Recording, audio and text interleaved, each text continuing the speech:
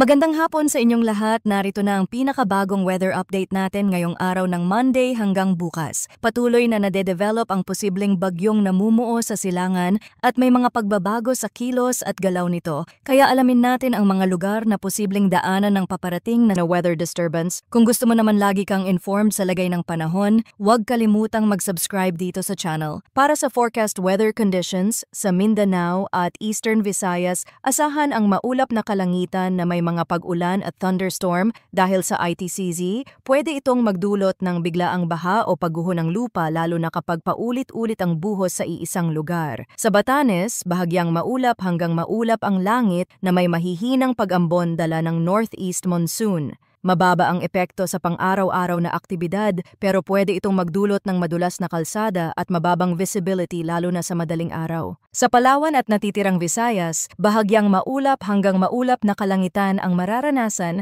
na may mga rain showers or thunderstorms dahil sa localized thunderstorms. Sa Metro Manila at nalalabing bahagi ng Luzon, bahagyang maulap hanggang maulap ang panahon na may posibilidad ng panandaliang ulan o thunderstorm sa hapon at gabi dulot ng easterlies. Mag-ingat sa mga underpass at mababang crossing lalo na kung sabay ang malakas na buhos at high tide. Ngayon naman ang update tayo sa binabantayan nating posibleng bagyo na nasa labas pa ng Philippine Area of Responsibility. Ayon sa kasalukuyang datos, may low pressure system sa malayong silangan na kumikilos pahilagang kanluran. Sa pagpasok ng Thursday, December 4, inaasahang lalakas ang shearline at amihan at dahil sa interaction nila, posible nilang maitulak pababa ang track ng sistemang ito. Kung mananatili ang ganitong takbo, kikilos ito pakanluran-timog-kanluran habang nasa dagat at may chance na mag-intensify hanggang tropical storm or severe tropical storm bago maglandfall sa kalupaan. Posibleng unang tamaan ang Eastern Visayas,